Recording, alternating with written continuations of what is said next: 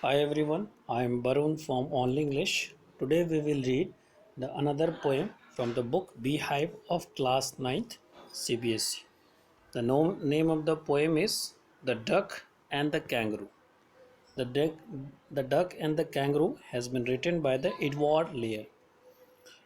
Edward Lear was born on 12th May 1812 and died 29th January 1888. He was an English artist, author and poet. ये जो poem है काफ़ी humerus है, तो इसको पढ़ते हैं कि अब ये ह्यूमरस क्या है आगे जा कर के पता चलता है।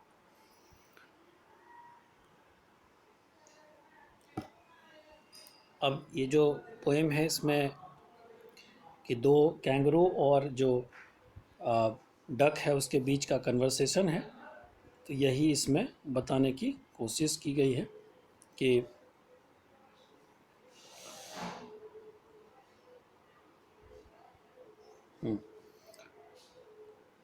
तो क्या है, said the duck to kangaroo, good gracious how you hop over the fields and the water too, as if you never would stop. My life is aboard in the nesty pond, and I long to go out in the world beyond. I wish I could hope like you, said the duck to kangaroo. तो अब इसमें क्या है कि said the duck to kangaroo, यानी कि जो duck है वो कैंगरू से कहता है good gracious how you hope, यानी कि तुम कैसे जो होप का क्या मतलब होता है कि होप का मतलब होता है जब कोई उछल करके कूद करके चलता है, यानी कि जंप ऑन ए फुट और टू मूव समवेयर, तो उसको हम होप कहते हैं। सो गुड ग्रेसियस, ये गुड ग्रेसियस का मतलब कि ओ माय गॉड, कैसे तुम हॉप करते हो over the fields and the water too, यानी कि फील्ड में भी और वाटर में। As if you never would stop, ऐसे तुम हॉप करते हो कि तुम कभी रुकने वाले नहीं हो। अब फिर कहता है my life is a bore, मेरा जो लाइफ है वो तो काफ़ी बोरिंग सा है, काफ़ी बोर है। इन दिस नेस्टी पॉन्ड, नेस्टी का मतलब क्या होता है, बहुत ही खराब, यानी कि नेस्टी मतलब एक वर्ड है यहाँ पर, नेस्टी, नेस्टी मतलब वेरी बैड, ठीक, तो यानी वेरी बैड, तो यानी जो ये पॉन्ड, मेरा जो लाइफ है वो काफ़ी बोर्ड है, किसमें, इस नेस्टी पॉन्ड में। And I long to go out in the world beyond, अब यहाँ पर लॉन्ग का मतलब क्या है, डिज़ायर, यहाँ पर लॉन्ग का मतलब है डिज़ायर, ठीक, यानी कि कोई चीज़ की चाहत हो सकती है या वांट कह सकते हैं, तो यानी कह रहा कि I long to go out in the world beyond, मैं भी इस दुनिया में जाना चाहता हूँ। I wish I could hop like you, यानी कि मैं भी चाहता हूँ कि मैं तुम्हारे तरह हॉप कर सकूँ। Said the duck to kangaroo, यानी डक ने कहा कि इसको, कैंगरू को। नेक्स्ट स्टेंजा कहता है please give me a ride on your back, अब उसको रिक्वेस्ट कर रहा है कि please give me ride on your back.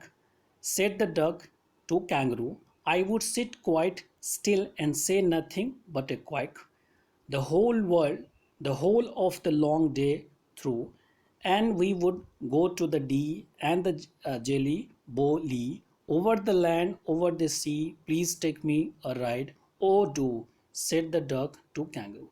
अब यहाँ पर जो लाइन है कि फिर से वो कहता है कि please give me a ride on your back, यानी कि रिक्वेस्ट कर रहा है कि आप मुझे अपने, यानी कैंगरू को कह रहा है कि आप मुझे अपने पीछे बिठा करके ले चलिए। Said the duck to kangaroo, कहाँ पर, I would sit quite still, यानी कि मैं चुपचाप बैठूंगा। से नथिंग बट ए क्वाइक, यानी कि बस चुपचाप रहो, बस क्वाइक, क्वाइक क्या होता है, जो डक की आवाज़ होता है वो। The whole day and through, यानी कि पूरी दिन जो है मैं आपके पीछे बैठा रहूँगा और कुछ नहीं बोलूँगा। एंड वी विड गो, कहाँ पर जाऊँगा, डी एंड द जेली बोली, ये कोई जगह नहीं है, ये एक इमेजनरी सा, ये जो वर्ड है ना कि डी या फिर जेली बोली, ये एक इमेजनरी प्लेस है जो कि डक सोचता है। And over the land and over the sea, कहाँ पर, लैंड पे, सी पे। Please take me a ride, अब फिर से रिक्वेस्ट कर रहा है कि मुझे आप राइड करवाइए, मैंने मुझे घुमाइए। Said the duck to the kangaroo, यानी कि दूसरे लाइन में भी फिर से वो कह रहा है कि मैं क्या क्या करूँगा, यानी कि मैं चुप रहूँगा और कहाँ कहाँ की जगह। थर्ड स्टेंजा आता है said the kangaroo to the duck, अब पहले अब तक डक जो है कैंगरू को कह रहा है, अब सेट द कैंगरू, यानी कि अब जो है कैंगरू कह रहा है किसको, डक को, said the kangaroo to duck, this requires some little reflection, यानी अब रिफ्लेक्शन का मतलब क्या हुआ, थॉट, यानी कि ये चीज़ मुझे थोड़ा सोचने के लिए टाइम दो, या फिर हम पॉन्डर भी कह सकते हैं किसी चीज़ पे सोचने के लिए समय।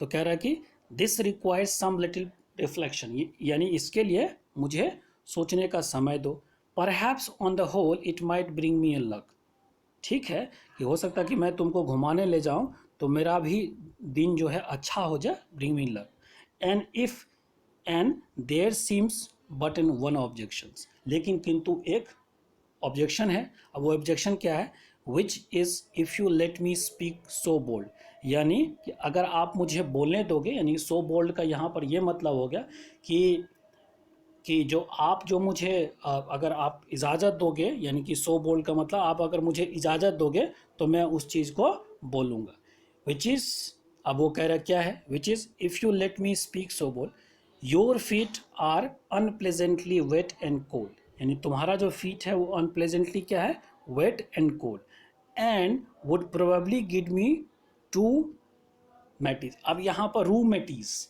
अब यहाँ पर रूमेटीज की का क्या है, एक तरह से, एक तरह ये वर्ड होता नहीं है, इसका जो एक्चुअल में मतलब होता है, जो रूमेटीज कोई वर्ड नहीं होता है, रूमेटीज होता है, RHEUMATISM, रूमेटीज का मतलब, रेमेटीज का मतलब होता है स्टिफ और अ पेन इन द जॉइंट। तो फिर आप कहेंगे कि आखिर ये रूमेटीज क्या है, तो चूंकि पोएट को एक तरह से हम कह सकते हैं कि फ्रीडम होता है कि वर्ड का तोड़ मोड़ करके लिखे ताकि राइमिंग स्कीम बन सके, तो ये जो यहाँ पर टू लिखा गया है वो सिर्फ राइमिंग स्कीम करने के लिए, अदरवाइज जो रोमेटीज होती है उसकी स्पेलिंग होती है RHEU, उसके बाद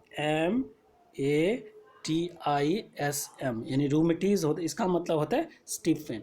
तो यानी अब क्या कह रहा है, कैंगरू कह रहा है कि ठीक है इसके लिए मुझे थोड़ा समय चाहिए, मैं सोचता हूँ, लेकिन एक समस्या है। एक समस्या क्या है कि अगर आप मुझे बोलने दो, बोलने का मतलब कि अगर आपको बुरा ना लगे तो मैं आपको सो बोल्ड, यानी कि एक चीज़ सुनाता हूँ, क्या है वो, कि आपका जो फीट है, यानी कि आपका जो वो है वो काफ़ी वेट है और कोल्ड है, जिससे मुझे क्या हो जाएगा, रूमेटिज्म हो जाएगा, क्या नहीं मतलब मेरा बैक पेन होने लगेगा, यानी मुझे दर्द करने लगा, यही एक समस्या है, अदरवाइज मैं आपको घुमाता। तो यानी ये कहना किसका है, कैंगरू का, डक को। तो फिर अब डक क्या कहता है फोर्थ स्टेंजा में, said the duck as I sat on the rock. अब डक कहता है कि मैं, said the duck as I sat on the rock, जब मैं रॉक पे बैठा था, I thought over that complete, यानी इस बारे में मैंने भी काफ़ी देर तक सोचा, and I bought 4 pair of roasted socks. अब ये रोस्टेड शॉक्स का क्या मतलब होता है कि ऐसा, रोस्टेड का मतलब होता है कि type of a cloth made from the wool use to make jacket या स्वेटर वगैरह जो बनाते। तो यानी कि वो क्या लाया है, आई बॉट 4 पेयर ऑफ रोस्टेड, यानी कि मैंने भी 4 पेयर जो है क्या लाया है, रोस्टेड शॉक लाया, यानी कि ऊन वाला, विच is fit my wave fit neatly, यानी कि आप उसका जो वेव फीट का मतलब क्या होता है, जो कैंगरू होता है उसका इस तरीके से बना होता है फीट, तो उसमें अच्छी तरीके से फिट कर जाएगा। And keep out the cold I have brought a cloak. अब क्लोक का मतलब ही एक कपड़ा होता है, तो वो मैं लाया हूँ ताकि मुझे ठंड से बचाएगा। And every day a cigar I will smoke, और मैं क्या करूँगा कि प्रत्येक दिन एक जो शिगार है उसको पीऊँगा, as to follow my own, as to follow my own dear true love of a kangaroo, यानी कि इस चीज़ को मैं फॉलो करूँगा तो आपको क्या होगा कि आपको ठंड नहीं लगेगी। तो यानी एक तरह से ये बताने की कोशिश किया है कि मैं क्या क्या करूँगा, शूज़ वो सॉक्स लाया हूँ और जो है कपड़े जो वो पहन लूँगा ताकि अब मेरा फिट जो है कोल्ड ना हो। और मैं चूँकि यहाँ जो ये वर्ड है कि एवरी डे पे इसका as follow my own true, यानी कि मैं आपसे काफ़ी लव एंड अफेक्शन करता हूँ ताकि आप बीमार ना पड़े, आप मेरी सहायता करने वाले हैं, तो इस तरह से मैं ये कर लूँगा। तो फिर लास्ट में आप जो है लास्ट सेंटेंस में लास्ट में कहता है सेट द कैंगरू। अब कैंगरू कहता है उसको, सेट द कैंगरू, किसको कहता है कैंगरू, कि said the kangaroo I am ready. अब कैंगरू कहता है कि जब उसकी बात सुन लिया तो कह रहा है आई एम रेडी, मैं तैयार हूँ, ठीक। And all the moon light pale, यानी अब वो कहता है कि मैं तैयार हूँ, किस चीज़ के लिए तैयार हूँ? मूनलाइट पेल। तो यानी और शुरुआत कब करेगा? जो शाम का समय है उसमें वो शुरुआत करेगा। ठीक, इस चीज़ को वो शुरुआत करेगा। तो अब कह रहा है कि said the kangaroo, I am ready all the moonlight pale, but to balance me dear duck sit still, यानी कि कह रहा है कि ढंग से तुम पीछे जो है बैठना, and quite at the end of my tail, और जो मेरा टेल है उसके सबसे पीछे जाकर। So away they went with the hop and bond, and they hop the whole world 3 times around, and who so happy who and the duck and the kangaroo. यानी अब क्या क्या, कैंगरू ने कहा ठीक है मैं भी तैयार हूँ। तो जब मूनलाइट पेल, पेल का मतलब कि जब कलर फेड अप हो जाता, तो यानी रात के टाइम में जब मूनलाइट जो होता पूरा उतना चमकते नहीं रहता, तो उस टाइम में उस लोगों ने शुरुआत किया।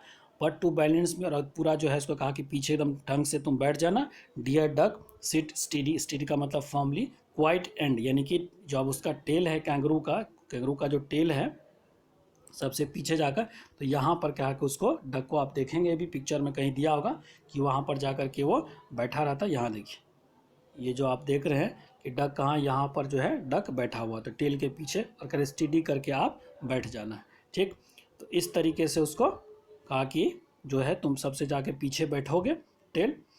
एंड फिर उसके बाद कह रहा है so away they went with hop and bound, यानी कि उछलते हुए कूदते हुए, and they hop the whole world 3 times, यानी 3 बार इस दुनिया का चक्कर लगाया। एंड हु सो हैप्पी, अब कह रहा है कि कौन हैप्पी है? Who, as the duck and the kangaroo, और फिर कौन हैप्पी है? डक एंड कैंगरू दोनों जो है हैप्पी। तो इस तरीके से हमारा ये चैप्टर जो है वो ख़त्म होता है, पोएम। अब देखते हैं इसमें लिटरेरी डिवाइस क्या क्या है। थोड़ा सा पहले सबसे देख लेते हैं कि शुरुआत पहले स्टेंजर से करते हैं। पहले राइमिंग स्कीम देखते हैं। अब देखिए राइमिंग स्कीम में सबसे पहले देखते हैं कि कैंगरू जो ये वर्ड है इसका किसके साथ, तो कैंगरू ए हो गया। ठीक, देख लेते हैं इसमें होप टू, तो कैंगरू से किसका मिलता है? टू का, कैंगरू और टू, तो यानी ये भी हो गया। और ये होप क्या हो गया? बी हो गया। उसके बाद होप का स्टॉप, होप स्टॉप। उसके बाद देखिए kangaroo to stop pond beyond you और कैंगरू। अब यहाँ पर ध्यान देने वाली बात है कि अगर हम इसको राइमिंग स्कीम बनाते हैं, ध्यान से देख लेते हैं। हाँ, तो अब पहले कैंगरू जो वर्ड है इससे किसका किसका हो रहा है, तो यानी एक, पहले ए मानते, उसके बाद कैंगरू से किसका हो रहा है? टू।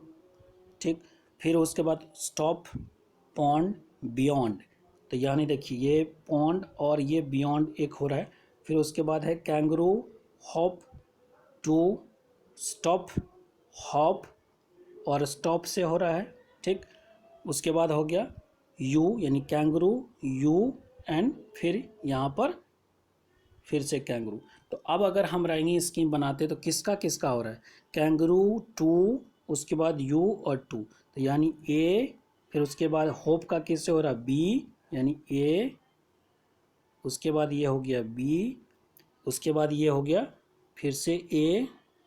ठीक, उसके बाद स्टॉप, ये जो है हॉप का स्टॉप, यानी फिर से बी, उसके बाद पॉन्ड बियॉन्ड, यानी सी, और फिर हो गया यू एंड कैंगरू। तो अब इसका जो राइमिंग स्कीम बनता है वो बनता है ए बी ए, उसके बाद ए बी सी, और उसके बाद ए। ये आपका राइमिंग स्कीम इसमें बनता है। ठीक, दूसरा देखते हैं। दूसरा राइमिंग स्कीम देखते हैं, तो इसमें देखिए बैक, कैंगरू यानी कि ए बी, और क्वाइक यानी फिर से ए, उसके बाद कैंगरू दो यानी कि बी हो गया, उसके बाद ली और सी यानी सी हो गया, और डू और कैंगरू। तो इसका जो राइमिंग स्कीम बन रहा है वो बन रहा है ए, उसके बाद बी, फिर बन रहा है ए, फिर बी, फिर सी और बी, इसका ये बन रहा है। ठीक, उसके बाद देखते हैं इसको लिखने में थोड़ा सा दिक्कत होता है, इसलिए मुझे इस पे ढंग से हो नहीं पाता लिखा। फिर भी अगर मैं बता, तीसरे का देखते हैं, डक रिफ्लेक्शन यानी ए बी, फिर डक का लक यानी फिर से ए, तो यानी ये हो गया आपका ए, ठीक, ये हो गया फिर से बी, फिर ये हो गया ए, ठीक। उसके बाद रिफ्लेक्शन के बाद ऑब्जेक्शन, तो यानी ए बी, फिर से ए, ए बी ए, फिर से बी, ठीक। उसके बाद सी, और फिर सी, और फिर जो है रिफ्लेक्शंस, उसके बाद टू और कैंगरू, यानी कि डी और डी, तो इसमें भी यानी कि टू और तो टू टू, तब इसका क्या हो गया, तीसरे का जो है वो कहेगा A B C C D D, ठीक। उसके बाद आगे देखते हैं थर्ड वाले, फोर्थ का देखते हैं, रॉक कंप्लीटली शॉक, उसके बाद rock completely shocks neatly clock smoke true और कैंगरू। तो अब इसका भी राइमिंग स्कीम देखते हैं, तो क्या बनता है, ए बी, ये रहा ए, ये रहा बी, फिर से देखते हैं रॉक का स्मोक यानी ए, फिर से बी, उसके बाद सी सी, और उसके बाद डी डी, ठीक। यानी इसका भी इस राइमिंग स्कीम बना A B C C D D. Last वाले का राइमिंग स्कीम देखते हैं, तो अब लास्ट वाले का क्या बनता है, रेडी यानी रेडी ए, पेल यानी कि बी, तो रेडी का स्टीडी यानी ए बी ए, और पेल का टेल यानी फिर से वही बात ए बी, फिर उसके बाद सी सी, राउंड राउंड और डी, यानी पहले वाले को अगर हम छोड़ दिया जाए तो सब ये चार का 2 3 और 4 5 का एक ही राइमिंग स्कीम बनता है, ठीक। अब इसमें देख लेते हैं और क्या है, एक होता है कहीं मैंने देखा एंड एंड एंड, तो ये एनाफोरा हमने बताया है कि जब दो लाइन ऊपर नीचे एक ही वर्ड रिपीट होता है तो उसको हम क्या कहते हैं, तो देख लेते हैं पहले से ही, पहले सेंटेंस से ही कि कहाँ क्या बना है, तो मुझे कहीं दिखाई दिया था। अब यहाँ पर एक चीज़ और देखते हैं, सबसे पहले यहाँ इस लाइन में हम देखते हैं कि हमको रेपिटेशन, ये एलिट्रेशन मिलता है। एलिट्रेशन क्या होता है, जब कोई भी कॉन्सोनेंट वर्ड दो में रिपीट, तो यानी कि गुड और ग्रेसियस, यानी ये जी का जो साउंड है रिपीट हो रहा। उसके बाद एज इफ, उसके बाद एजामेंट नहीं है, बाकी चीज़ इसमें हमको एंड बाकी चीज़ में नहीं है। और देखते हैं सेकंड वाले में, सेकंड वाले में please give me a ride on a back, said the duck the kangaroo I would sit quite. अब यहाँ पर देखिए seat still, saw sound repeat, यानी ये भी एलिट्रेशन है। उसके बाद से, यानी ये भी alliteration, the whole of the long day through. उसके बाद and we go to do jelly to be over the land and the sea, please take me a ride oh do said the kangaroo to. यहाँ पर सिर्फ इसमें alliteration ही मिला, ठीक। बाकी देख लेते हैं, और said the kangaroo to the duck, this requires some little reflection. उसके बाद please perhaps on the whole might bring a me luck, and there seems but one objection which is if you still bold you feet unpleasantly cold and mitt. अब इसमें भी कोई word repeat नहीं हो रहा है। उसके बाद